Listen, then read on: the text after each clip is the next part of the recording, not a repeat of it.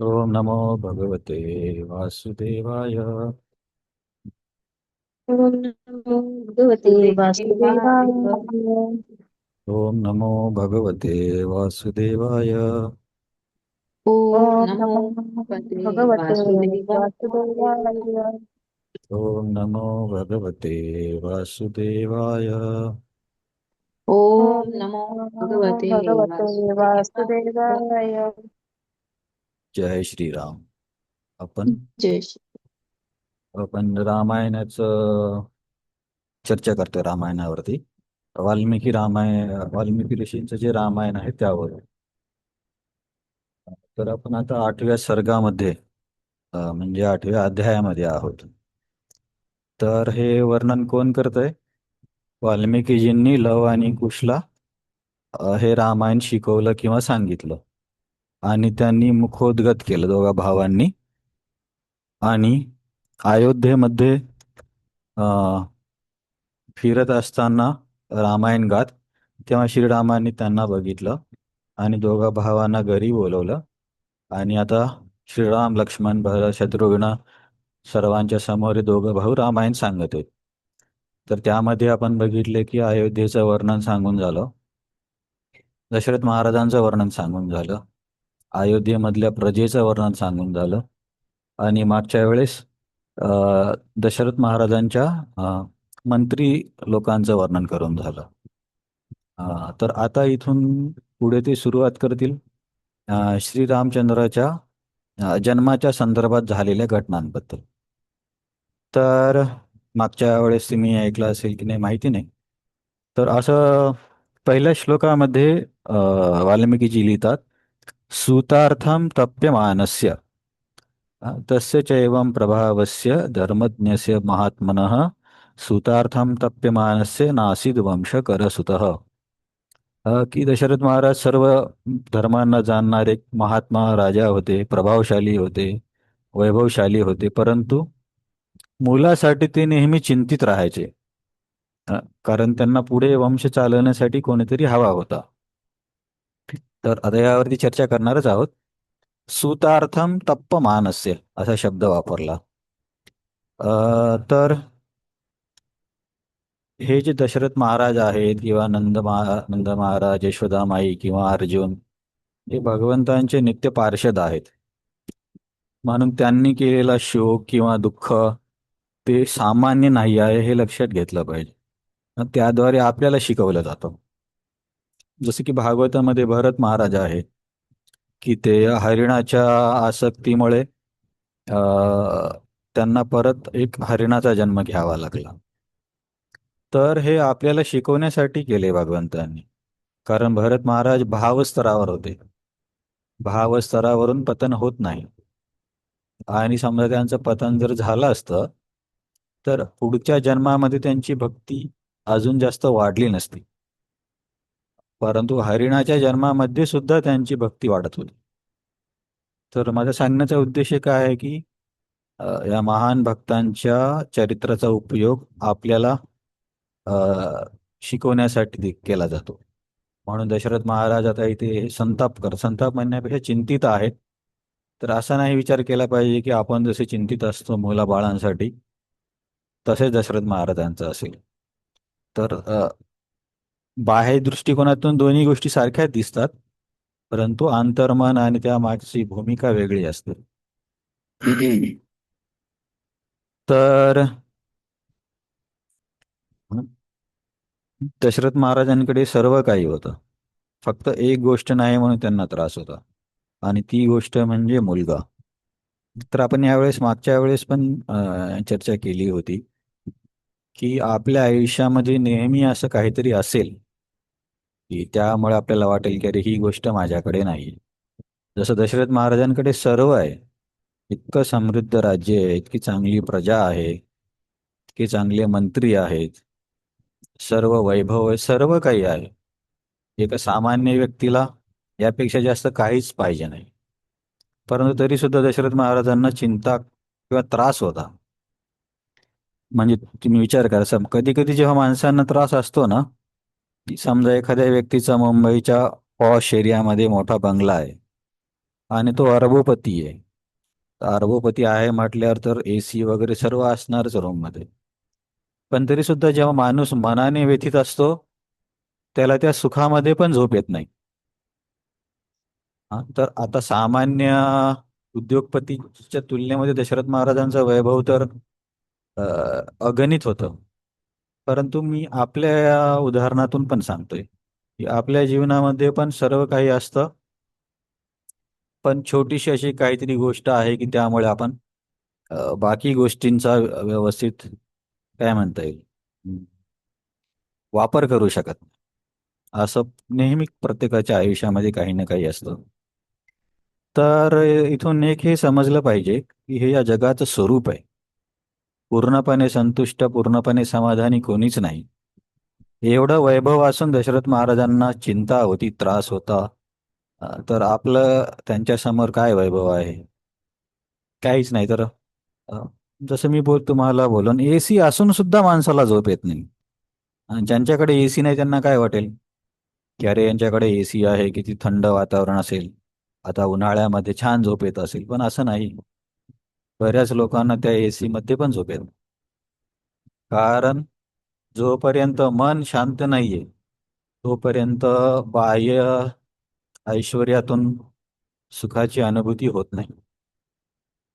परंतु दशरथ महाराजांचं उदाहरण आपल्याला शिकवण्यासाठी सांगतंय. म्हणजे एक गोष्ट नेहमी आपण पक्की खुणगाट म्हणतात ना, बांधून ठेवली पाहिजे की सर्व गोष्टी माझ्या मनासारख्या कधीच होणार नाहीत. हे जितक्या लवकर आपण स्वीकारू तितक्या लवकर आपल्याला उपयोग होईल. आता मी बोलत आहे, पण मी पण जितक्या लवकर स्वीकारेल त्याचा तेवढा मला फायदा होईल. परंतु जर फक्त बोललो आणि नाही स्वीकार केला तर म्हणजे दुसऱ्यांना तर वाटेल प्रभूजी बोलले, पण त्रास तर स्वतःच्या स्वतःलाच होणार आहे.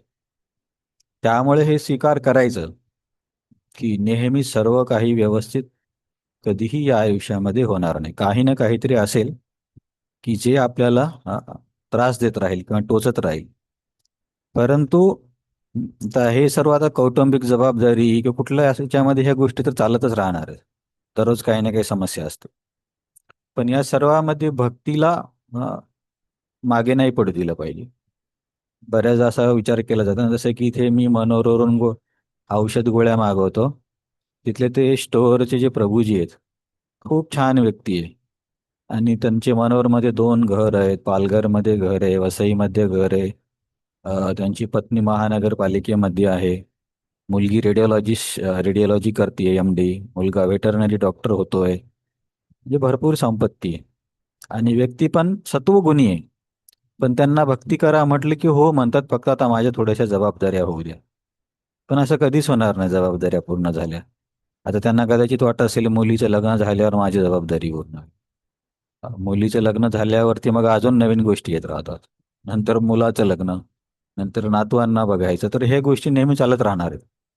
त्यामुळे परफेक्ट सिच्युएशन आल्यावर मग मी भक्ती करेल, हा खूप धोकादायक विचार आहे. जसं मी तुम्हाला मागच्या वेळेस पण सांगितलं ना, दामोदर प्रभूंनी आम्हाला हा प्रसंग सांगितला. कुंभमेळ्यामध्ये इस्कॉनच्या पंडालच्या बाजूला एक साधू क्लास देत होते. तर ते साधू सांगत होते की देखो, ये दुनिया को और ये जीवन को हम कुछ भी करें तो पूरी तरीके से ठीक नहीं कर सकते। तो आप ये ठीक करने का प्रयास ही छोड़ दो और भक्ति करो. तर कधी कधी काय होतं की अशा गोष्टी आपण ऐकतो पण आपल्यावर त्याचा प्रभाव होत नाही. पण जेव्हा आपण त्यातून जातो तेव्हा गोष्टी चा जास्त प्रभाव होतो. आता हे एक वाक्य आहे की आयुष्यामध्ये सर्व काही फिक्स होणार नाही. परंतु ज्याने अनुभवलं तर तो व्यक्ती बरोबर याच्यावरती कार्य करू शकतो. पण ज्याने नाही अनुभवलं तो काय करत राहणार, प्रयत्न करत राहणार. मला हे घ्यायचंय, ते करायचं, सारखे प्रयत्न करतात. तर प्रयत्न करण्याला हरकत नाही, पण त्यामध्ये भक्ती नको सुटायला. भक्ती तर दूर राहू द्या, सामान्य जीवन तरी व्यवस्थित जगलं पाहिजे. जसं मी तुम्हाला बोललो ना मागच्या वेळेस सेमिनारमध्ये आम्हाला शिकवलं की जे काही जीवन आहे ते आत्ताच आहे. भविष्याच्या जीवनासाठी सध्या आत्ताचं जीवन खराब करणं खूप चुकीचं आहे. की भविष्यामध्ये माझं समजा 1 BHK घर होईल तेव्हा मी सुखी होईल. चालेल, 1 BHK साठी प्रयत्न करायला काही हरकत नाही. पण त्या महत्वाकांक्षेसाठी सध्या चिंतित राहून काय होणार आहे? सध्याची वेळ तर आपण खराब करतोय ना. आणि समजा मग काही वर्षांनी समजा 1 BHK घेतला आणि तेव्हा पण कोणती जरी मोठी वस्तू घेतली किंवा काय केली तर लगेच समाधान होत नाही. नंतर कळतं की अरे, ही तर फक्त मृगजळासारखं आहे. जसं तुम्ही फोनचं बघणार की आपण सर्व नवीन मॉडेल सर्च करणार, बेस्ट मॉडेल घेणार, घरी आणून उघडलं आणि त्याला सुरू केली की लगेच त्यामधलं ती उत्सुकता निघून जाते. काही दिवस पण राहत नाही. तर असंच आहे. त्यामुळे नेहमी काय पूर्णपणे सर्व काही फिक्स करता येईल असं होणार नाही. म्हणून जो वेळ मिळालाय त्यामध्ये ज्या पद्धतीने जसं चांगली भक्ती करता येईल ते केलं पाहिजे. नाहीतर वेळ कधीच येणार. जसे आपण वसुदेव महाराजांचं पण उदाहरण बघितलं होतं ना. त्यांनी असा विचार केला नाही पाऊस थांबला पाहिजे, अ, नंतर मला चावी भेटली पाहिजे माझ्या साखळ्या सोडायला, नंतर यमुनेचं पाणी कमी झालं पाहिजे. त्यांनी त्यांचे प्रयत्न चालूच ठेवले. तर असंच करावं लागणार आहे. काही ना काही समस्या तर राहणारच आहे. तर आज मला एक छान गोष्ट शिकायला भेटली, तुम्हाला मी ते सांगतो. तर काल रात्री माझी झोप झाली नाही गोळ्या घेऊन सुद्धा. मी सकाळी 5, 6, 7 पर्यंत गडबडच होती. मग डोकं दुखायला लागलं. मग त्याच्यानंतर प्रसाद घेतला, पुन्हा झोपी गेलो, जपा बाकी होता. आणि अभ्यास करण्यासाठी लॅपटॉप उघडला तर तो ब्लँक स्क्रीन दाखवत होता. म्हणजे काही येतच नव्हतं. तर आता नशीब जेमिनी ChatGPT आहे, तर मी जेमिनीकडून काही स्टेप्स बघितले की काय झालं म्हणून. तर खूप स्टेप्स करून करून जवळपास 45 मिनिटं तर 1 तास गेला. तेव्हा ते लॅपटॉपचा डिस्प्ले आणि सर्व काही सुरू झालं. तर मी सहज त्या जेमिनीला बोललो की खरंच आपण आपलं कशावरही नियंत्रण नाहीये. की मी तर विचार केला होता की संध्याकाळी श्रीरामांबद्दल बोलायचं, आपण थोडंसं वाचन करू. पण गोष्टी माझ्या नियंत्रणात नाहीयेत. तर ते जेमिनीने छान उत्तर दिलं. तर ते कसं जे काही असेल ते आर्टिफिशियल आहे तरी पण. तर तिने काय सांगितलं की ती बोलली हो बरोबर आहे, आपले नियंत्रण नाहीये आणि हीच रामायणाची शिकवणूक आहे. इतकं छान तिने जोडलं. ती बोलली की श्रीरामांचं जेव्हा राज्याभिषेक होणार होता तेव्हा काय असं त्यांना अपेक्षा असेल का असं काही होईल म्हणून. सर्व गोष्टी चांगल्या होत्या, परंतु एका क्षणामध्ये सर्व काही बदललं. त्यामुळे आपण नेहमी नियंत्रणात राहू, सगळ्या काही गोष्टी आपल्या मनानुसार होतील असं नाही. मी नंतर लॅपटॉप ठीक केला, नंतर एका जणाचा फोन आला, त्यांनी 1 तास घेतला. तर मला जेमिनी बोलली जे निघून गेले त्यावर तर आपल्याला नियंत्रण नाहीये, आता जे थोडाफार वेळ आहे त्याच्यामध्ये अभ्यास कर. तर परत फोन आला. तर जे काही असेल, मला हे म्हणायचं आहे की आपल्या नियंत्रणात काहीच नाही. पण हे कळायला खूप वेळ लागतो. तर आता दशरथ महाराजांना काही ना काही हे असतं म्हणतात त्रास. तर दशरथ महाराजांना मूल नाहीये म्हणून चिंता असायची, सर्व काही असून. तर मग कुणी असे म्हणेल की अ, मूल नाहीये तर त्याच्यामध्ये एवढी जास्त चिंता करण्यासारखी काय गरज आहे? म्हणजे आपल्याला कसं वाटेल की आता सध्या आपल्याकडे पण असं असतं ना की मुलगा जन्मालाच पाहिजे. तर त्या दृष्टिकोनातून बघितलं तर मग थोडंसं गडबड वाटते की अरे, हे म्हणजे हे आपली ग्रंथामध्ये पण असंच आहे. तर तसं नाहीये. त्याच्या मागे कारण वैदिक संस्कृती कशी आहे की मुलींचा विवाह करून मुलगी तर सासरी जाणार. मग आता वडिलांकडचा समजा जो काही कारभार असेल किंवा व्यवसाय असेल, तर पुढच्या पिढीमध्ये मुलगा असेल तर तो बघेल, नसेल तर भावाचा मुलगा किंवा त्यांच्या कुटुंबातलं कोणीतरी बघेल. तर एक गोष्ट काय असते, प्रत्येक नेता, धार्मिक व्यक्ती किंवा कुटुंबातली व्यक्ती प्रत्येकाला एक गोष्ट करावी लागते की पुढच्या पिढीचा वारसा तयार करावा लागतो किंवा इंग्लिशमध्ये लिगसी म्हणतात. जसे की समजा आता या पिढीमध्ये तुम्ही खूप पैसे कमावले, करोडोमध्ये जर पैसे कमावले, परंतु जे मुलगा किंवा मुलगी आहे त्यांना कष्टाचं महत्त्व नाही शिकवलं, किंवा पैसे कमावणं किती कठीण आहे, त्याचा वापर कसा केला पाहिजे हे जर नाही शिकवलं, तर तुम्ही कमावलेली संपत्ती त्याच्यासाठी काय म्हणे त्रासदायक होईल. कारण त्या व्यक्तीला त्याचं महत्त्व कळालं नाहीये, तर तो सर्व काही नष्ट करेल. मी स्वतः बघितलं. माझे लहानपणी 3 सरदार मित्र होते. गोरू, छोटू आणि सोन. त्यांच्या वडिलांचं नाव होतं दुर्गा सिंग. दुर्गा सिंग हे आर्मीमध्ये होते. मग नंतर त्यांची त्यांची आई वारली मुलांची, मग दुर्गा सिंग पण वारले. तर त्यानंतर या तिघापैकी गुरु जो होता तो थोडा स्मार्ट होता. तर त्याने काय केलं, व्यसनामध्ये, जुगारामध्ये, त्यांची 18 एकर जमीन होती एकदम स्ट्रेट पट्ट्यामध्ये. ती पूर्ण जमीन त्याने विकून टाकली. नंतर वडिलांचं जे बँकमधलं बॅलन्स होतं ते संपवलं. जिथे राहायचे ते घर पण विकून टाकलं. आणि एक भाऊ मग गुरुद्वारामध्ये राहायला गेला, हा दुसरीकडे कुठेतरी पळून गेला. तर म्हणजे जवळपास कमीत कमी 1 करोडची तरी संपत्ती होती त्यांच्याकडे. परंतु काही 4-5 वर्षात त्यांनी सर्व उडवून टाकली. तर सांगण्याचा उद्देश काय आहे, पुढच्या पिढीला घडवणं हे पण खूप महत्वाचं आहे.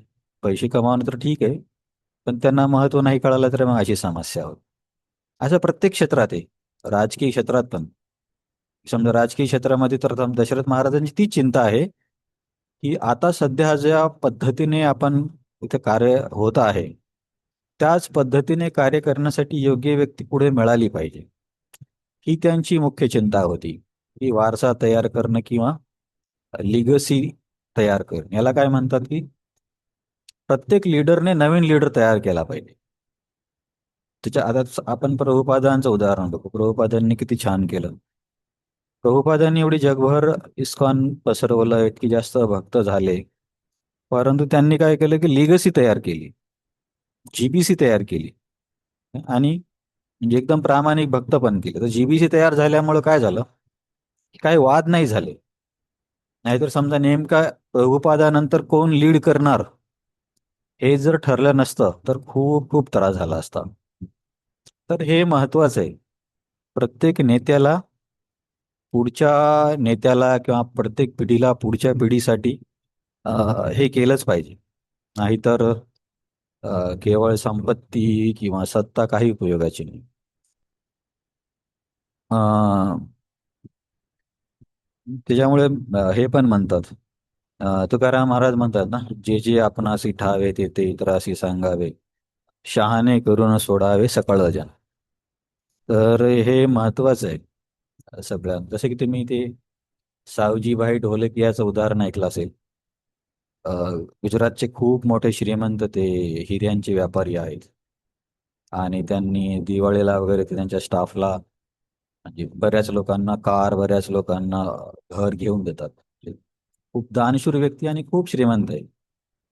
पण त्यांच्या घराण्यामध्ये एक परंपरा आहे, की समजा मुलगा जरी अमेरिकेला शिकायला गेला तर तो बिझनेसला येण्याच्या पूर्वी त्याला घरून काही थोडेफार पैसे दिले जातात आणि त्याला सांगितलं जातं, की मला वाटतं 1 महिना तू बाहेर जीवन जगायचं आणि घरचं नाव सांगून पैसे कमवायचे नाही. आणि अ, स्वतःच नोकरी धुंडायची, स्वतःच खायचं, आणि 1 महिना असं करून मग घरी परत यायचे. तर हे खूप प्रसिद्ध आहे, युट्यूबमध्ये पण येते. ध्रुव ढोलकिया बद्दल सांगितलं. तर तो सांगत होता, मग तो केरळमध्ये गेला. नोकरी मिळत नव्हती. मग एकदा बेकरीच्या दुकानात काम केलं, एकदा चप्पलच्या दुकानात काम केलं. तर मग त्याचे दिवस जेव्हा कंप्लीट झाले तेव्हा मग घरचे लोक त्याला घ्यायला गेले. तर तेव्हा पण तो नोकरी शोधत होता. तर मग त्याला इंटरव्ह्यूमध्ये पण आहे, तो बोलला की मला खूप काय याच्यातून शिकायला मिळालं. सर्वात महत्वाची गोष्ट म्हणजे पैशाची काय किंमत आहे. आता तो जर समजा तिथे नसता गेला तर कदाचित, म्हणजे अफाट संपत्ती आहे ना, तर महत्व कसं कळलं असतं. तिथे त्याला एक एक रुपया कमावा लागायचा. कमावून संध्याकाळी त्याच पैशाने काहीतरी खायचं. तर हा धडा तर कोणी शिकू शकलं नसतं. आणि तो बोलला की याच्यामध्ये हे पण मला कळाले की लोकांची स्थिती कशी आहे समाजामध्ये, लोक कशातून जात आहेत. तर या दोन गोष्टीमुळे तो बोलला की मला व्यापारामध्ये खूप फायदा होईल. तरी त्यांच्या घराण्याची परंपरा आहे. तर मी तुम्हाला कशासाठी सांगतोय? अ, दशरथ महाराजांची ही चिंता होती की योग्य वारसा असला पाहिजे. नाहीतर योग्य वारसा जसे की समजा यांचं उदाहरण आहे अंग महाराजांचं. अंग महाराज खूप चांगले राजा होते, पण त्यांचा मुलगा वेन एकदमच बेकार होता. तर त्याने सर्व राज्यच बर्बाद करून टाकलं. तर हे याच्यावरती मी आता महाराजांचा क्लास ऐकत होतो, तेच रामायणचा. तर महाराजांनी भागवतामधल्या एका श्लोकाचा संदर्भ दिला. 5व्या स्कंदाच्या 5व्या अध्यायामध्ये हा श्लोक येतो. ऋषभदेव त्यांच्या मुलांना शिकवतात. गुरुर्न न सस्यात पिता न सस्यात जनन्य सस्यात, की तुम्ही अ, गुरु होऊ नका, पिता होऊ नका, माता होऊ नका, किंवा नातेवाईक होऊ नका, किंवा पती होऊ नका. कधीपर्यंत नाही व्हायचं? न मोचयेत समपत्य मृत्युम. जोपर्यंत तुम्ही अ, समजा जे काही पद स्वीकारलं आणि त्या पदामुळे तुमच्याकडे जे लोक आहेत, आता पद म्हणजे समजा एखादी व्यक्ती माता किंवा पिता आहे, तर तुम्ही ती जबाबदारी घेतली आहे आणि आता तुम्हाला मूल आहे. तर या श्लोकामध्ये काय सांगितले की व्यक्तीने गुरु नाही झालं पाहिजे, वडील आई नातेवाईक नाही झालं पाहिजे कधीपर्यंत? जोपर्यंत तुमच्यावरती निर्भर असणारी व्यक्ती जन्म मृत्यूच्या संसारातून मुक्त होण्यासाठी तुमच्याकडे पात्रता नाही त्या व्यक्तीला. अ, तर महाराजांनी सांगितले की महाराज बोलले की कमीत कमी प्रयत्न तरी केला पाहिजे. की समजा आता मुलांना जन्म दिलं, ठीक आहे, म्हणजे मुलांचा आनंद आहे, पण हे पण लक्षात ठेवलं पाहिजे की या मुलाला परत अ, जसं आपण या दुःखातून गेलो, त्याला परत परत या जन्मातून जाण्याची गरज नाही पडली पाहिजे. त्यासाठी आपल्याकडून जेवढं शक्य आहे तेवढं आपण करू शकतो. परंतु शेवटी स्वतःचे पण कर्म असतात. असे बऱ्याच ठिकाणी होतं की आई वडील सर्व काही मुलांना शिकवतात, पण मुलं भक्ती सोडून देतात. आणि काही काही ठिकाणी स्वीकारतात तर ते खूप छान बघतो, जसं की आनंद वृंदावन प्रभूंचा मुलगा आहे रघुनाथ. तर तो किती छान आहे. नंतर प्रभूजींचं नाव काय, भक्तिवेदांत हॉस्पिटलमध्ये एक प्रभूजी आहेत. त्यांचे 3 मुलं आहेत, श्रीपती श्रीराम असं. त्यांचं प्रभूजींचं नाव श्रीनिवास आहे. तर ती पण छान मुलं आहेत. तर आपल्याकडून आपण प्रयत्न केला पाहिजे. आता तो मुलगा समजा त्याने नाही स्वीकारला तर मग काही करू शकत नाही, परंतु आपली जबाबदारी आहे शास्त्रानुसार त्याला आध्यात्मिक प्रगतीसाठी आपण मदत केली पाहिजे. तरच तर आपण माता व्हावं किंवा पिता व्हावं. तर ही खूप मोठी जबाबदारी आहे. अं, आता अ,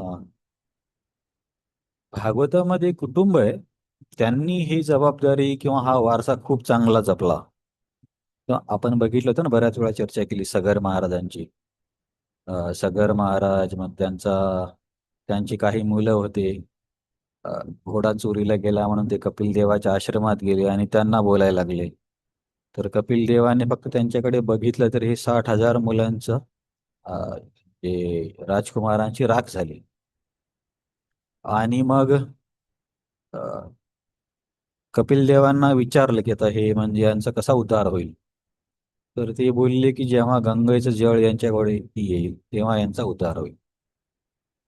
तर मग गंगा आणण्यासाठी सगर महाराजांनी स्वतः प्रयत्न केले, परंतु त्यांचं पूर्ण आयुष्य संपलं, पण गंगेचं अवतरण ते नाही करू शकले. तर आता जी दुसरी पुढची पिढी आहे, पुढच्या पिढीमधले त्यांची एक 60,000 मुलं तर मेले. आणि दुसरा एक होता असमंजस.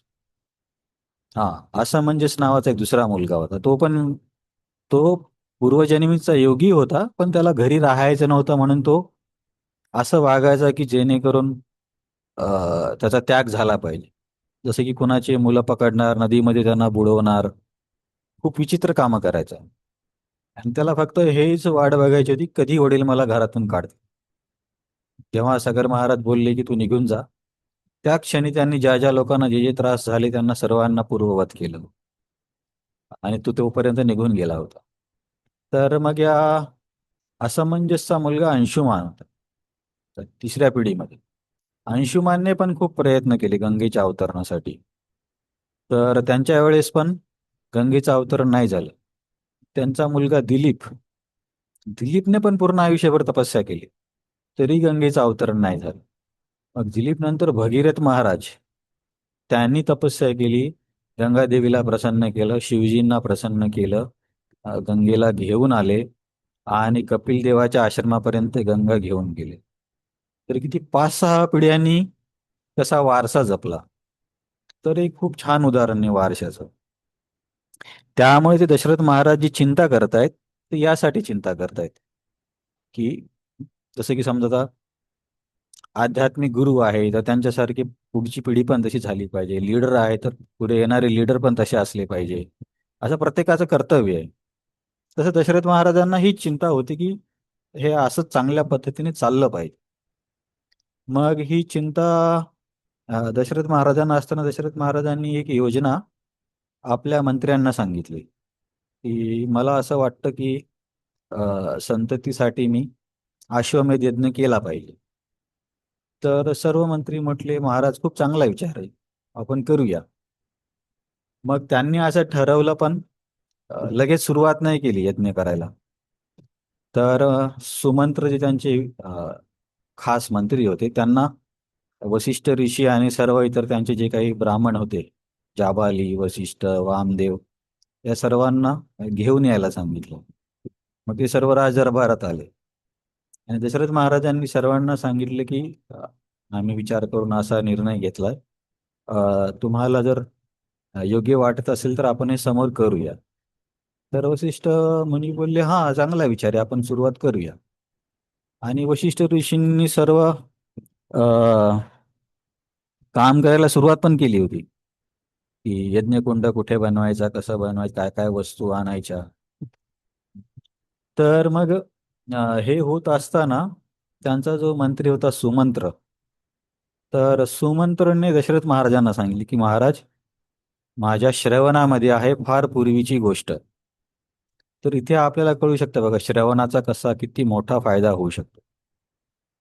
तर सुमंत्र बोलले की चतुष्कुमारांनी तुमच्या पिढीमध्ये फार पूर्वी पूर्वजांना सांगितलं होतं, त्या पिढीतल्या, की काही पिढ्यानंतर तुमच्यामध्ये एक दशरथ नावाचा एक महाराज होईल आणि दशरथ राजाला मुलं नसणार. तर त्यामुळे तो मूलप्राप्तीसाठी यज्ञ करेल. परंतु तो यज्ञ जर ऋष्यशृंग नावाच्या साधूने केला तरच मुलगा होईल, किंवा दशरथ महाराज ऋष्यशृंगेला घेऊन येतील आणि मग भगवंतांचं अवतरण होईल. नाहीतर यांनी सर्व तयारी केली होती, पण सुमंत्रने किती महत्वाची गोष्ट किती योग्य वेळी सांगितली. मग सुमंत्रचं ऐकलं दशरथ महाराजांनी. मग आता घेऊन यायचं होतं ऋष्यशृंग मुनी ऋषीला. तर मग ऋष्यशृंग कुठे होते? ऋष्यशृंग होते रोमपाद महाराजांच्या राज्यामध्ये. रोमपाद महाराजांची जावई होते. तर रोमपाद महाराजांची आणि दशरथ महाराजांचा काय संबंध आहे? दोघं खूप छान मित्र होते. आणि दशरथ महाराजांना पहिली एक मुलगी होती, शांता म्हणून. परंतु रोमपाद महाराजांना अ, मुलीवरती खूप प्रेम होतं आणि ते बोलले की मला द्या दत्तक म्हणून, मला ही हवी आहे, म्हणजे मी हिचं संगोपन करेल. तर मित्र पण होते आणि त्यांचं प्रेम बघून दशरथ महाराजांनी शांताला रोमपाद महाराजांकडे दिलं. तर शांता तसं बघायला गेलं तर श्रीरामांची बहीणच आहे. तर रोमपाद महाराज मग शांताला त्यांच्याकडे घेऊन गेले आणि त्या शांताचं त्यांनी संगोपन केलं. तर आता ऋष्यशृंग रोमपाद महाराजाकडे कसे काय आले आणि त्यांची जावई कशी काय झाली, याच्यामध्ये पण याच्याबद्दल एक कथा आहे. ती इथे नाही, पण इतर काही रामायणामध्ये आहे आणि महाराजांनी क्लासमध्ये सांगितली म्हणून मी तुम्हाला सांगतो. चांगला प्रसंग. तर काय करायचं की ऋषशृंगला घेऊन यायचं. ऋषशृंग कुठे आहेत? रोमपाद महाराजांच्या राज्यात त्यांचे जावई आहेत. तर ती मुलगी कोणाची? दशरथ महाराजांचीच आहे. मग आता हे जावई झाले कसे ऋषशृंग रोमपाद महाराजांचे? तर एकदा काय होतं, रोमपाद महाराज यज्ञ करत असतात. तर बघा, हे युग कोणतं आहे? रामचंद्र कोणत्या युगामध्ये आले होते? त्रेतायुग ना? हो प्रभूजी. हा, तर आपण बघितलं ना, प्रत्येक युगामध्ये आध्यात्मिक प्रगतीचे मार्ग वेगळे आहेत. सत्यम दहा येते विष्णू त्रेतायाम ते मखे द्वापारे परिचर्यायाम कलवत हरिकीर्तनात. त्रेतायाम ते मखे. मख म्हणजे यज्ञ. तर त्रेतायुगाची पद्धत यज्ञाची होती, ज्यामुळे तुम्हाला सगळीकडे यांनी यज्ञ केला त्यांनी यज्ञ केला असं ऐकायला मिळेल. तर रोमपाद महाराजांनी पण यज्ञ केले, आणि यज्ञ झाल्यावरती एक हे असतं की जे काही ब्राह्मण वगैरे आले होते त्यांना दक्षिणा दिली पाहिजे. हा एक नियम आहे. गीतेमध्ये पण तुम्ही बघाल ना, तर सत्वगुणी रजोगुणी आणि तमोगुणी यज्ञ म्हणून एक श्लोक आहे. मंत्रहीनम असृष्टान्नम अ,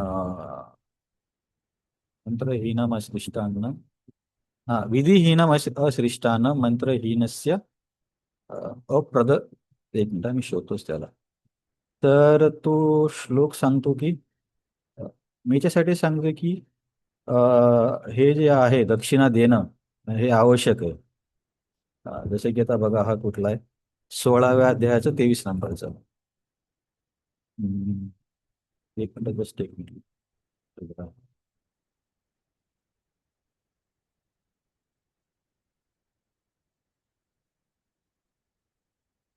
हा, 17व्या अध्यायामध्ये विधिहीनम श्रेष्ठान्नम मंत्रहीनम दक्षिणम श्रद्धा विरहितम यज्ञम तामसम परिचक्षते. तमगुणातला यज्ञ म्हणजे काय की त्याच्यामध्ये विधी म्हणजे शास्त्राचं पालन केलं जात नाही. अश्रिष्टान्न म्हणजे यज्ञ झाल्यावरती लोकांना भोजन दिलं जात नाही, प्रसाद दिला जात नाही. मंत्रहीन म्हणजे योग्य मंत्रांचं उच्चारण केलं जात नाही. आणि अदक्षिणा म्हणजे दक्षिणा दिली जात नाही. आणि श्रद्धा विरहित म्हणजे श्रद्धा नाही. जसं की आपण आता आधुनिक याच्यामध्ये बघतो ना, लोक समजा घरामध्ये यज्ञ करतात, पण ते करायचा मन करतात, त्याच्या मागे काय कारण आहे, श्रद्धा वगैरे काही नसते. तर या सर्व यज्ञ या सर्व गोष्टी जर असतील तर तो तमोगुणी यज्ञ होतो. तर रोमपाद महाराजांनी काय केलं की यज्ञ केला आणि सर्व ब्राह्मणांना दक्षिणा दिली, जसं की शास्त्राचं विधान आहे दक्षिणा दिली पाहिजे. त्याच्यामुळे तुम्ही बघा आपण पण इस्कॉनमध्ये कसं करतो, की तिथं समजा कथा होणार, मग भगवंतांच्या नामाचं म्हणजे मंत्राचं उच्चारण होणार आणि सर्वांना प्रसाद पण दिला जाणार, सगळ्या नियमाचं पालन होतं. तर रोमपाद महाराजांनी पण तसंच केलं आणि ब्राह्मणांना दक्षिणा म्हणून, आता तेव्हाचं वैभव फार जास्त होतं, त्यांनी ब्राह्मणांना हिरे वगैरे दिले, थैलीमध्ये भरून भरून. तर एका थैलीमध्ये त्यांनी बघितली की एक विशेष हिरा आहे, आणि तो खूप किमती आणि काय म्हणता येईल त्याला, खूप महागडा हिरा आहे. तर रोमपाद महाराजांनी विचार केला की अरे असे हे ब्राह्मण लोक काय करणारच या हिऱ्याचं, असं इथे तर दुसऱ्यांना देऊन टाकतात आणि ते सामान्य जीवन जगतात. त्याच्यापेक्षा मी काय करतो की हा हिरा काढून घेतो आणि दुसरा ठेवतो. तर रोमपाद महाराजांनी असं केलं. मग रोमपाद महाराजांनी असं केल्यावरती त्या ब्राह्मणांना कळालं, त्या ब्राह्मणाला, कारण तेव्हाचे लोक पण तसे तपस्वी होते, तसं त्यांच्याकडे तेज पण होतं. तर ते ब्राह्मण बोलले हे तू चोरी केलीस, कारण तू एकदा दिलेले दान त्याच्यातून परत नाही घ्यायला पाहिजे. आणि हा नियम हा खराच नियम आहे, एकदा दान दिलेली गोष्ट परत नाही घ्यायला पाहिजे. तर ते बोलले की तू चोरी केली. आणि त्यांनी सांगितले की आता तुझ्या राज्यामध्ये कोणीच यज्ञ करणार नाही.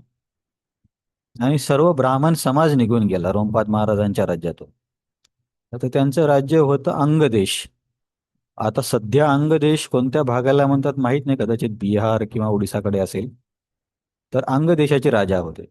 आता सर्व ब्राह्मण समाज निघून गेला म्हणजे काय झाले की सर्व विधी विधान पूजा सर्व यज्ञ थांबले. यज्ञ वगैरे सर्व थांबले म्हणजे पुण्यकर्म पण थांबले. तर खूप भयंकर दुष्काळ पडला रोमपाद महाराजांच्या राज्यामध्ये. एवढा भयंकर दुष्काळ की लोकांना काहीही खायला नव्हतं. आणि जंगलामध्ये पण काही खायला नाही म्हणून हिंस्र पशु राज्यामध्ये येऊन लोकांना खायला लागले होते. इतकी वाईट परिस्थिती झाली एका छोट्याशा गोष्टीमुळं. छोटासा लोभ कसा महागात पडला. तर मग रोमपाद महाराज पण खूप त्रस्त झाले की आता ही एवढी वाईट परिस्थितीतून बाहेर कसं यायचं. मग त्यांनी त्यांच्या मंत्र्यांची एक सभा घेतली, सर्वांचं सल्ला घेतला. तर त्यामध्ये एका जणांनी सांगितलं की सर्वात पुण्यवान व्यक्ती जर तुमच्या राज्यामध्ये त्यांनी पाय ठेवला तर त्या दिवशी तुमच्या राज्यात पाऊस पडेल. आणि ती व्यक्ती कोण आहे? ऋष्यशृंग. ऋष्यशृंग सारखी परम पवित्र व्यक्ती ज्यावेळी तुमच्या राज्यात पाय ठेवेल त्या दिवशी पाऊस पडेल. तर मग आता सोल्युशन मिळालं की ऋषीशृंगांना घेऊन यायचंय आणि पाऊस पडणार. मग आता लगेच जाऊन घेऊन यायला पाहिजे. तर रोमपाद महाराज बोलले, कोण घेऊन येणार? सर्व मंत्र्यांना सांगितलं. तर सर्व मंत्री म्हटले की महाराज, आम्ही तुमची काहीही सेवा करू शकतो, पण ही सेवा आम्हाला नका सांगू. कारण ऋषीशृंगचे वडील खूप क्रोधी स्वभावाचे आहेत. तर त्यांचं नाव होतं विभांडक. जे राधानंद महाराजांनी त्यांच्याबद्दल सांगितलं म्हणून मी पण सांगतो. तर प्रजापती असतात बघा वेगळ्या प्रकारचे, जसे दक्ष प्रजापती. तर कश्यप पण प्रजापती आहेत. तर हे जे प्रजापती असतात त्यांचं कामच असतं, काम म्हणण्यापेक्षा यांचं कार्य आहे की प्रजा निर्माण करणे. तर ती प्रजा केवळ मनुष्य प्रजा नाही, म्हणजे पशु पक्षी वगैरे सर्व काही. तर ते मी कश्यप मुनीच्या वेगळ्या पत्नींबद्दल जेव्हा वर्णन ऐकाल तर तुम्हाला असं कळेल की एका पत्नीकडून खूप सापांची निर्मिती झाली. जसे की कद्रू होती, कद्रूकडून सापांनी जन्म घेतले. वनिताकडून पक्ष्यांनी जन्म घेतला. तर वनितांचे गरुड त्यांचाच मुलगा आहेत. तर सध्या काय आहे, आपल्याला एका स्तरावरती मुलांच्या जन्माची गोष्ट माहिती, म्हणजे कशा पद्धतीने मुलं जन्माला येतात. परंतु असं आवश्यक नाही की हीच पद्धत नेहमी असली पाहिजे. आता समजा काही वर्षापूर्वी असं कोणी बोललं असतं टेस्ट ट्यूब बेबी किंवा सोनोग्राफी किंवा मुलाचे जेनेटिक आधार गर्भामध्ये शोधणं, तर कोणी विचारच केला नसते की असं होऊ शकेल म्हणून. तर तसेच मुलांना जन्म देण्याच्या वेगवेगळ्या पद्धती आहेत. जसे की यज्ञाद्वारे पण मुलांना प्राप्त केलं जातं. द्रौपदी तर यज्ञातून प्रकट झाली होती. म्हणून तिचं एक नाव काहीतरी आहे, यज्ञशिना असं काहीतरी नाव आहे द्रौपदीचं. आणि तिचा भाऊ पण यज्ञातून जन्माला होता, धृष्टद्युम्न. तर वेगवेगळ्या प्रकारे व्यक्ती जन्म घेतात. परंतु आधुनिक मानवाला हे माहीत नसल्यामुळे त्यांना विश्वास ठेवायला थोडं कठीण होतं. तर कश्यप मुनींनी विचार केला की एक चांगला ब्राह्मणाला जन्म द्यायचा. तर त्यांनी सूर्यदेवांकडे प्रार्थना करून काही मंत्र म्हटले आणि विभांडक मुनी प्रकट झाले. तर हे जे विभांडक होते खूप तपस्वी व्यक्ती होते, जे खूप तपस्या साधना करण्यामध्ये नेहमी रत असायचे आणि चांगले ब्राह्मण होते. कारण तसं चिंतन करूनच कश्यप ऋषींनी त्यांना प्रकट केलं होतं. तर मग आता हे विभांडक स्वभावतः यांचं मन अध्यात्मामध्ये तपस्येमध्ये आहे. तर ते तपस्या करायला लागले. आणि जेव्हा कोणी तपस्या करते कुणाला चिंता होते? इंद्राला. इंद्राला. आता मी तुम्हाला थोडंसं याच्यावरती स्पष्टीकरण आपण बघू. शेजाऱ्याचं काय बघून आपल्याला असुरक्षितता वाटू शकते? शेजाऱ्याचं किंवा नातेवाईकाचं काय बघून आपल्याला कमीपणा किंवा असुरक्षितपणा वाटू शकतो? प्रगती. प्रगती. अजून? वैभव. वैभव. तर वैभव तो व्यक्ती कशाने मिळवतो? समजा त्याच्याकडे वैभवामध्ये आपण समजू एक बंगला आणि कार आहे, तर बंगला आणि कार कशाने मिळेल त्याला? मेहनत करून. मेहनत, पण काय द्यावं लागेल तेव्हा मिळेल? आता कार घ्यायची तर काय द्यावं लागेल तुम्हाला डीलरला? पैसे द्यावे लागतील. पैसे द्यावे लागतील ना. तर आपलं सध्याचं चलन काय? पैसे आहेत.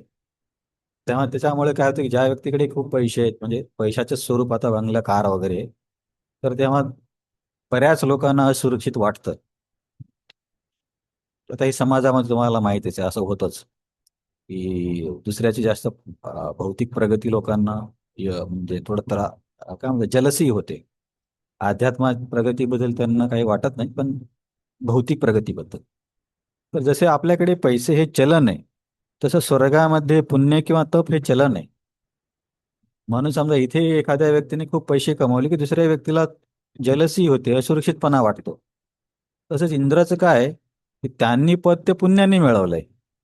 तर दुसरा व्यक्ती जेव्हा तपस्या करायला लागतो त्याची पण ते पुण्य किंवा ते चलन, ज्या चलनाच्या सहाय्याने स्वर्गामध्ये जाता येतं, तर त्याचा साठा या व्यक्तीकडे वाढतोय. म्हणून इंद्रांना असुरक्षितपणा वाटतो, जे की माणसामध्ये पण आहे. तर देवतांमध्ये पण असा असुरक्षितपणा आहे. म्हणून ते प्रत्येक वेळेस काय करतात, की बाबा कुणी येऊन माझं पद घेऊन, जसं की समाजामध्ये पण असं वाटतं, अरे याचा आता खूप प्रभाव वाढतोय, खूप संपत्ती वाढते, तर माझं नाव लौकिक कमी होईल किंवा मला कुणी विचारणार नाही, किंवा माझ्या पदावरती हा व्यक्ती येईल. तर ही चिंता इंद्राला असते, कारण तपस्येचं चलन वाढतंय. तर मग नेहमीप्रमाणे इंद्रदेवांनी विचार केला की काहीतरी करावं लागेल. तर हा व्यक्ती माझं पद घेईल, त्याचा बँक बॅलन्स वाढतोय. तर माणसाच्या वेगवेगळ्या प्रकारच्या कमजोरी आहेत, जिथं व्यक्ती कमजोर पडतो. त्याच्यापैकी एक कमजोरी आहे की काय, स्त्री आणि पुरुषामधलं आकर्षण. ही एक माणसाची कमजोरी आहे. बऱ्याच कमजोरी आहेत, त्याच्यापैकी ही आहे, आणि ही खूप महत्वाची कमजोरी आहे. कदाचित मी तुम्हाला आधी पण बोललो असेल की याचा कसं लोक वापर करतात. तर पूर्वी जाहिरात कशी असायची, की ही पेन आहे, ही पेन तुम्हाला 2 वर्षे चालणार, किंवा ही मशीन आहे, याची 10 वर्षाची गॅरंटीला काहीही होणार नाही. म्हणजे थोडक्यात काय, की त्या वस्तूचं वैशिष्ट्य सांगितलं जायचं. पण नंतर सिगमंड फ्रॉइडचा एक, त्यांच्या पिढीमधला एक कोणतरी व्यक्ती आहे, त्यांचं नाव आता मला आठवतं, त्यांनी हे केलं की विचार केला की बाबा समजा आपल्याला वस्तूंची काय म्हणता येईल, खप वाढवायचा असेल तर काय करता येईल. कारण जेव्हा तुम्ही वस्तूचे वैशिष्ट्य सांगता ना, की याच्यामध्ये हे आहे, याचे हे आहे, तर त्या सगळ्या गोष्टी बुद्धीला पटतात. पण बुद्धी काय, मग असा पण विचार करू शकते, अरे पण आपल्याकडे आहे का क्षमता, असा पण विचार येऊ शकतो. परंतु त्यांनी त्या मानसशास्त्राचा संशोधन करणाऱ्यांनी असं शोधून काढलं की माणसाची कमजोरी आहे स्त्री पुरुषाचं आकर्षण, आणि हे रिसर्चमध्ये आहे. तर तेव्हापासून त्यांनी स्त्रियांना जाहिरातीमध्ये घ्यायला सुरुवात केली.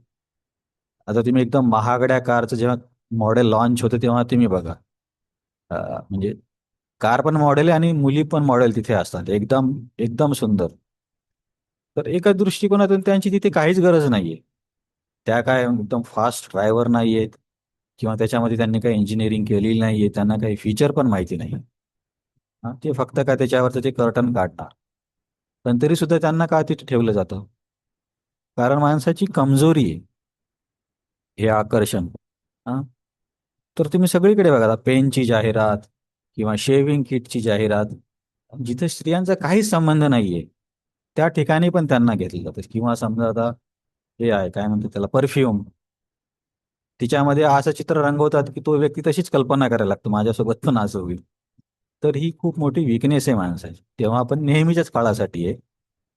तर इथे चर्चा करू नंतर, याच्यापेक्षा आणखीन एक समोरची विकनेस आहे, त्याला आपण नंतर कधी बघूया. तर इंद्राने विचार केला की बाबा ही सगळ्यात मोठी कमजोरी आहे. तर तिथल्या एका हर्षा नावाच्या अप्सराला इंद्रांनी बोलवलं, की बघ हा विभांडक खूप तपस्या करतोय, आणि त्याच्या प्रभावाने तो इथे येऊ शकतो आणि माझं पद घेऊ शकतो. तर तू जा आणि त्याची तपस्यामध्ये विघ्न आण किंवा अडथळा आण. तर हर्षा बोलली की ठीक आहे, तुम्ही आता आमचे राजा आहात आणि आम्हाला तुमचं कार्य, म्हणजे तुमचा आदेश पाळला पाहिजे. तर ही हर्षा अप्सरा विभांडक ऋषीकडे आली. विभांडक ऋषीकडे आल्यावरती, पण विभांडक एवढे पवित्र आणि एवढे तपस्वी होते की त्यांना हर्षामुळे काहीच प्रभाव झाला नाही. पण ती हर्षा बोलली की मला तुमच्याकडून मूल पाहिजे, आणि तुम्ही ब्राह्मण आहात, आणि मी जर काही मागितलं तर ते पूर्ण करणं तुमचं कर्तव्य आहे, एखाद्या व्यक्तीने काही मागितलं तर.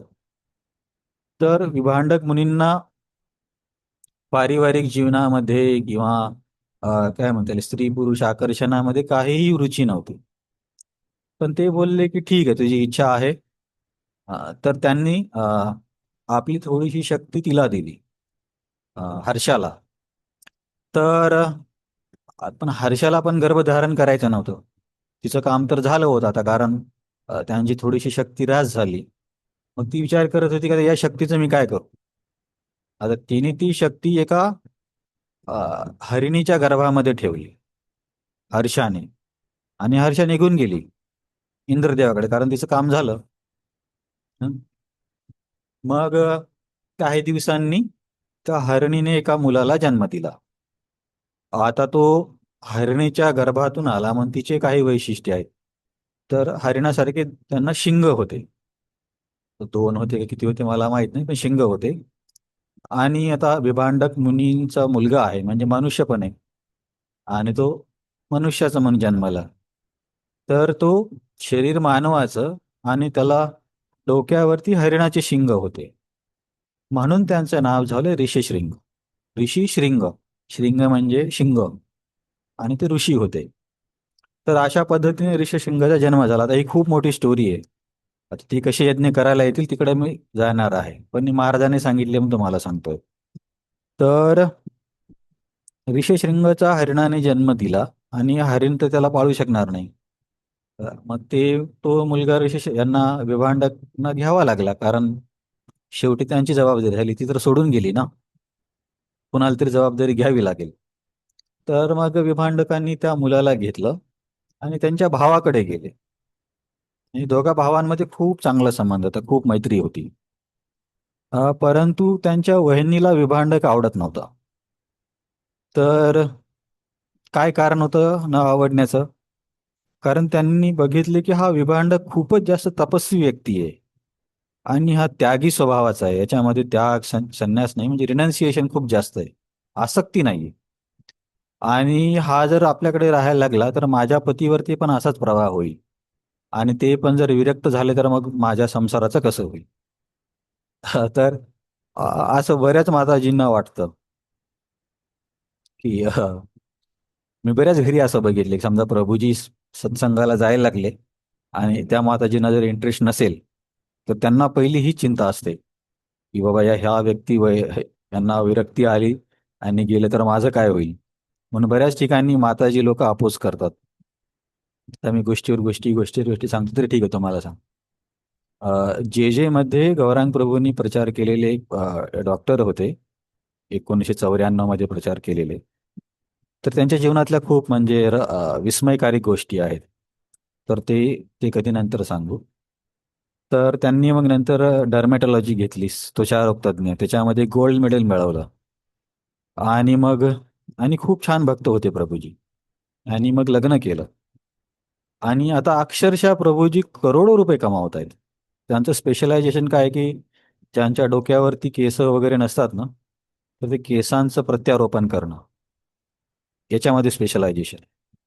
प्रभूजी जगभर प्रवास, म्हणजे युरोप म्हणा, अमेरिका किंवा ऑस्ट्रेलिया, कारण सगळीकडे लोकांना केस म्हणजे सौंदर्य आहे ना. तर प्रभूजी अक्षरशः करोडो रुपये कमावत आहेत. त्यांच्या हाताखाली काम करणाऱ्यांना पण ते 1-1 लाख पगार देतात, म्हणजे किती श्रीमंत असतील. पण त्यांची वाईफ आहे, ती त्यांना बिलकुल भक्ती करू देत नाही. बिलकुल भक्ती म्हणजे कांदा लसणाचंच जेवण घरी बनणार, फिरायलाच गेलं पाहिजे, जे ते म्हणतील त्याच्या विरुद्धच.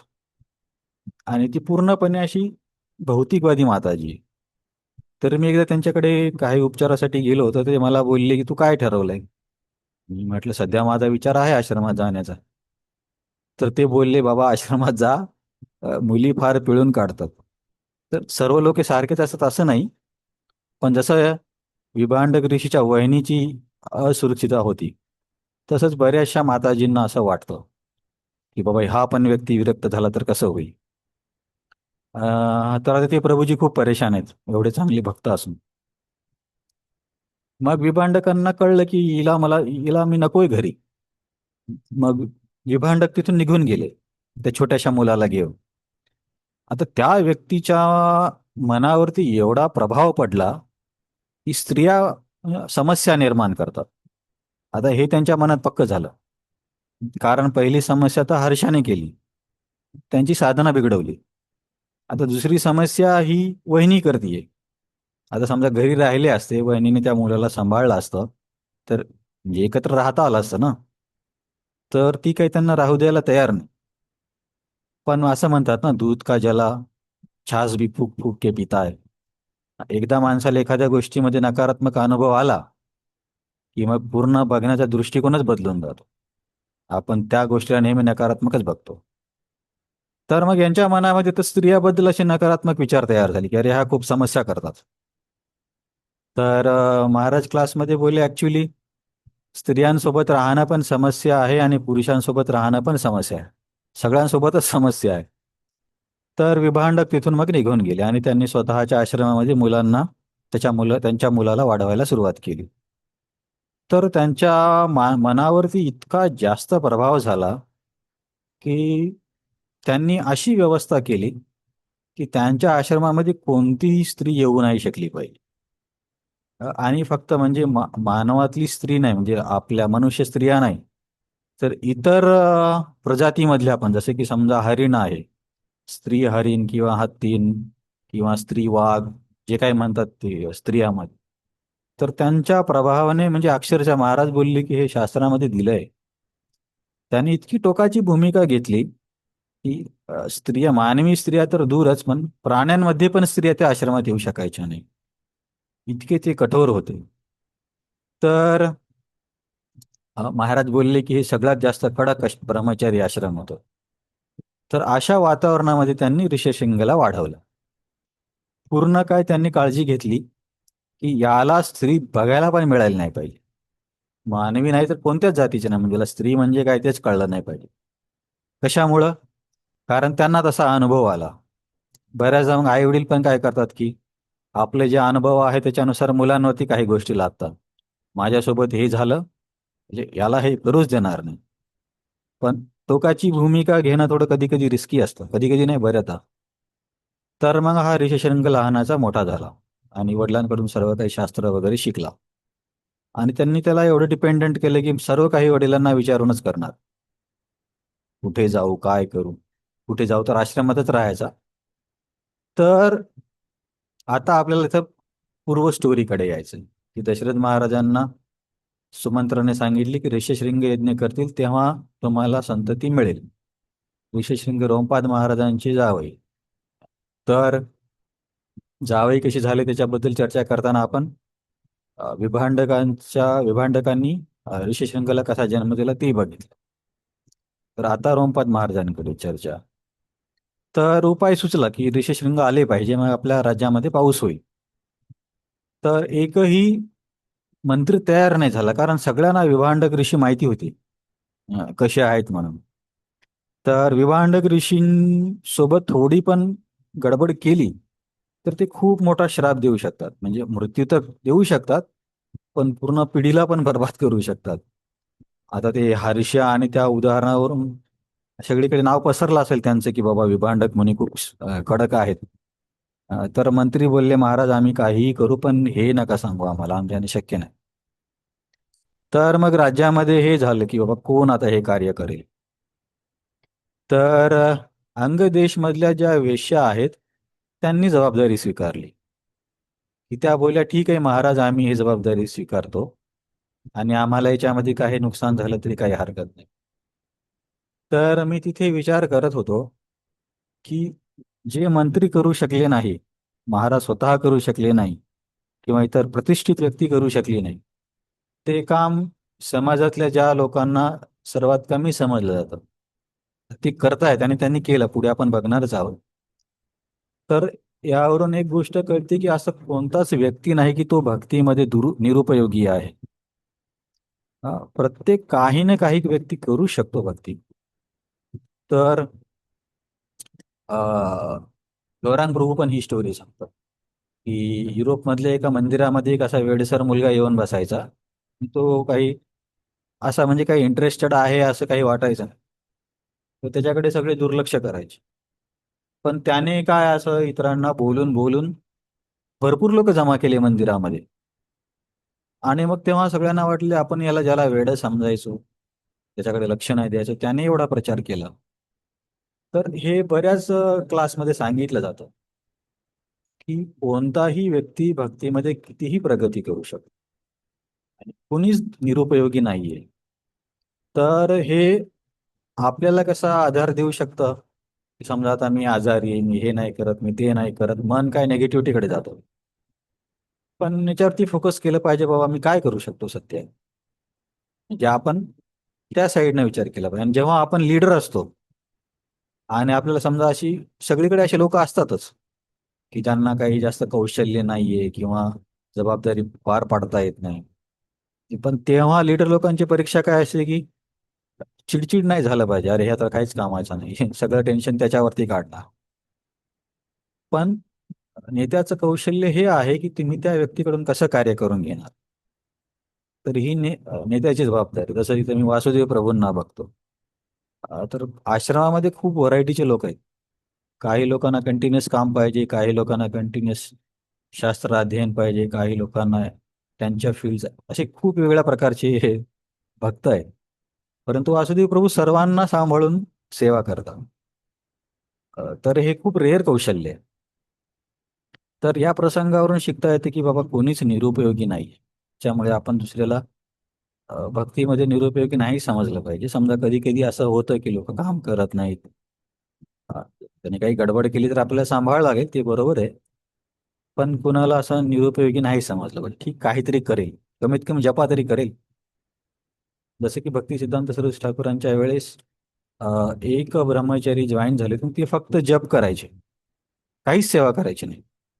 तर मग दुसऱ्यांनी महाराजांना तक्रार केली की महाराज हा दिवसभर जपाच करतो, काहीच सेवा करत नाही. तर सरस्वती ठाकूर बोलले की अरे, जपा करणं ही सर्वात मोठी सेवा आहे. तुम्ही पेपरमध्ये जाहिरात द्या बरं, की काहीच काम करायचं नाही, अ, राहण्याची जेवणाची व्यवस्था आहे, फक्त जप करायचा. किती लोक येतात ते बघा. आणि एकदा खरंच अशी जाहिरात दिली होती, मग कुणीच आलं नाही. तर ते म्हटले की जप पण सेवा आहे. पण कसं आहे, जेव्हा आपल्यावरती जबाबदारी असते ना, आपण पण खूप चिडचिड करायला लागतो, अरे हा व्यक्ती ऐकत नाही. पण ते कौशल्य. हा, तर आता ह्या वेश्यांनी काय केलं, की एक खूप मोठं जहाज तयार करून मागितलं महाराजांकडून. ते अक्षरशः वर्णन आहे की एका गावासारखं जहाज बनवलं. आणि मग त्या नदीने ते प्रवाह करत करत जिथे विभांडक ऋषीचा आश्रम आहे, तिथे त्यांनी त्यांच्या नावेला काय म्हणतात आपण, अँकर केलं, मराठीत काय म्हणतात माहिती नाही, अँकरला नांगर नांगर टाकला. आणि तिथे मग त्या सर्व स्त्रिया किंवा त्या जे काही आहेत ते विभांडक ऋषीच्या आश्रमाकडे निघाले. आता बघा, त्या हे लोक किती मोठा धोका घेत आहेत. त्यांना पक्का माहिती आहे की पकडले गेले की नष्टच होणार आहे आपण. असं कोण आहे ही व्यक्ती की इतक्या इतकी कठीण सेवा करेल, की ही सेवा केली की माझा मृत्यू पण होऊ शकतो. आणि अशा वेळी कोण सेवा करायला तयार होईल. पण ते तयार झाले. मग त्याने निरीक्षण केले की विमांडक ऋषी कधी आश्रमात असतात, कधी बाहेर जातात. तर एक दिवस एका साधूला काहीतरी हत्तीने पकडलं होतं. तर विभांडक ऋषी त्यांना वाचवायला गेले होते. तर हे या स्त्रियांना कळलं की बाबा हे नाहीयेत इथे. तर हे नाहीयेत कळल्यावरती तेव्हाच त्यावेळेतच त्या त्यांच्या आश्रमात गेल्या आणि त्यांनी सर्वांनी साधूचा वेश घातला होता. आणि मग ऋषी सोबत बोलायला लागले. मग बोलायला गेलं तर त्या वडिलांनी शिकवलं ते बाबा साधू लोकांची सेवा केली पाहिजे. तर आता त्यांना साधू समजून सेवा करायला लागला ऋषीशृंग, त्यांना मसाज करणार वगैरे. पण त्यांच्या बोलण्याने, त्यांच्या आवाजाने, त्यांच्या शरीराच्या स्पर्शाने ऋषीशृंगाच्या अंतःकरणामध्ये बदल व्हायला लागले. तर ऋषीशृंगाने हे कधी अनुभवलं नव्हतं, कारण त्यांच्या वडिलांनी तर स्त्री प्राण्यांमध्ये पण आश्रमात येऊ दिली नाही. परंतु कसं असतं, हे सगळे जे संस्कार आहेत, हे आपल्या अंतःकरणामध्ये खूप जन्मापासून साठवलेले आहेत. असं नाही की एका जन्मात तुम्ही स्त्रीला नाही बघितलं म्हणजे मनामध्ये काही विचार, ते प्रभाव राहणार नाही, किंवा स्त्रीने पुरुषाला नाही बघितलं म्हणजे ते प्रभाव राहणार नाही. हे खूप कठीण आहे. तर हे हे समजण्यासाठी मी विचार केला होता की कसं समजता येईल की आपल्या मनामध्ये संस्कार आहेत. तर तुम्ही बघा, जेव्हा लहान मुलांचा जन्म होतो ना, तर त्यांना प्रत्येक गोष्ट शिकवावी लागते की मुला, अरे ABCD बोलून दाखव, असा उभा राहा. पण कोणत्या मुलाला असं बोलावं लागतं का, अरे मुला रागून दाखव. कोणत्याही लहान बाळाला म्हणतात का, अरे असं रागवायचं, राग आला की हातापाय आपटायचे, आवाज करायचा, असं शिकवावं लागतं का लहान मुलांना? नाही प्रभूजी. नाही ना, माझ्या अनुभवात तरी नाही. पण तो मुलगा, त्याला रागवायचं कुठून समजते? हा. शब्द शिकवावे लागतात, चालायला शिकवावं लागतं, पण रागवायचं शिकवावं लागत नाही. सगळे कुठून आलं?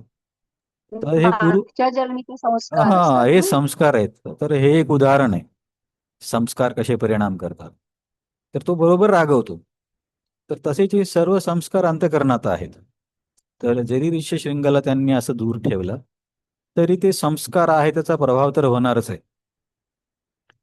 त्याच्यामुळे आपण किती जरी मोठे भक्त असलो किंवा आश्रमात ब्रह्मचारी संन्यासी काही जरी असलं, तर या बाबतीमध्ये माणसाने जपून राहिलं पाहिजे. विनाकारण अग्नीसोबत परीक्षा नाही करायची. जसं की आपण जैमिनी ऋषीचं बघितलं होतं ना.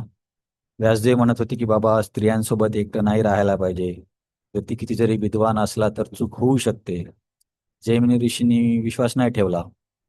तर व्यासदेव बोलले ठीक आहे. त्या रात्री पाऊस झाला. पाऊस झाल्यावरती दरवाजावरती कोणतरी आवाज देत होता. जैमिनी ऋषी बोलले कोण आहे? तर बाहेर एक स्त्री होती. तर त्या बोलल्या की खूप पाऊस पडतोय, मला शरण द्या. तर हे एकदा दोनदा नाही बोलले. मग नंतर तिला आत घरामध्ये आश्रमामध्ये घेतलं आणि सांगितले की तू बाहेरच्या खोलीमध्ये झोप आणि मी आतमध्ये झोपेल, आणि तू बिलकुल इकडे यायचं नाही. असं मग स्वतः दरवाजा बंद करून घेतला आजच्या रूमचा. आणि थोड्या वेळाने त्यांच्या मनामध्ये खूप प्रभाव व्हायला लागला या सर्व गोष्टीचा. तर यांनी स्वतः दरवाजा उघडला, जो की त्यांनी बंद केला होता, आणि त्या स्त्रीकडे गेले. आणि आता ते ऋषी होते, तर सभ्य आचरणाचे होते. ते बोलले की मला तुझ्यासोबत विवाह करण्याची इच्छा आहे, तर तू विवाह करशील का? तर ती स्त्री बोलली हा, करेल. पण आमच्याकडे एक प्रथा आहे, ज्याच्याशी पण विवाह होणार आहे त्याच्या पाठीवरती त्या मुलीला बसवतात. आणि त्याने ते लहान मुलं कसं घोडा घोडा करतात आजोबांसोबत, तसं करायचं असतं. तर जैमिनी ऋषी त्याला पण तयार झाले आणि घोडा झाले, आणि त्यांच्यावरती ती स्त्री बसली. आणि मग त्या स्त्रीने व्यासदेवाने जो श्लोक शिकवला होता, मात्रा स्वस्त्रा दुहित्रा वा नाव वित्ता सनो भवेत, बलवान इंद्रिय ग्रामो विद्वान अपि कर्षती. हा श्लोक बोलायला लागले. तर जैमिनी ऋषींना वाटलं, अरे हा तर हा श्लोक कोण शिकवला? आजच गुरुजींनी शिकवला. वर बघतात तर व्यासदेव. हम्म. तर व्यासदेवाने मग त्यांना विचारलं, काय तुला काय वाटतं, श्लोक बरोबर आहे की नाही? ते बोलले, गुरुजी एकदम बरोबर आहे. तर माझं सांगण्याचं काय तात्पर्य, अशा गोष्टीमध्ये जास्त रिस्क घ्यायची नाही. रिस्क घेणं म्हणजे उगाच गरजेपेक्षा जास्त एक्सपोज करायचं नाही.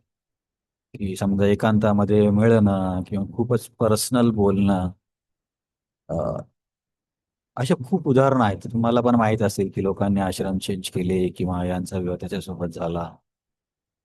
ग्रहस्थ होणं काही चुकीचं नाहीये, पण मला हे सांगायचं की बाबा, अशा गोष्टी नाही व्हायला पाहिजे. त्याच्यामुळे काय इतरांना पण त्रास होतो, मंदिराला पण त्रास होतो, त्या व्यक्तीला पण त्रास होतो. पण शेवटी तर काय म्हणतात, भगवंतांच्या आशीर्वादात राहिलं तरच बचाव होईल.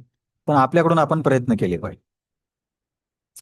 तर ऋषशृंगावरती प्रभाव व्हायला लागला, कारण संस्कार आहेत. तर संस्कार झाल्यावरती तो बोलला, अरे तुम्ही किती छान ऋषी आहात, इथेच थांबा, तुम्ही निघून नका जाऊ. तर आणि मी तुम्हाला काही फळं देतो. मग त्यांनी फळं वगैरे दिली. यांना कळलं की आता विभांड घेण्याचा वेळ झालेला आहे.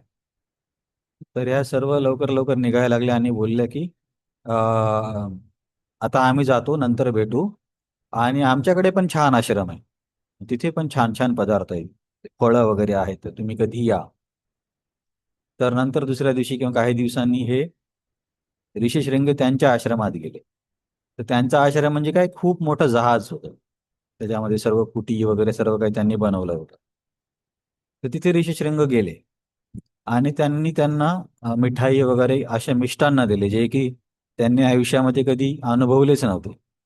वडिलांनी फक्त फळच दिले होते. तर आता हे पदार्थ पण खूप चांगले लागायला लागले. आणि मग आता ते त्यांना पण त्यांचा सहवास चांगला वाटायला लागला. मग त्या स्त्रिया बोलल्या की आमच्या सोबत चला, याच्यापेक्षा खूप बऱ्याच गोष्टी आहेत आमच्याकडे, ह्यात आम्ही तुम्हाला दाखवू. तर येणार का?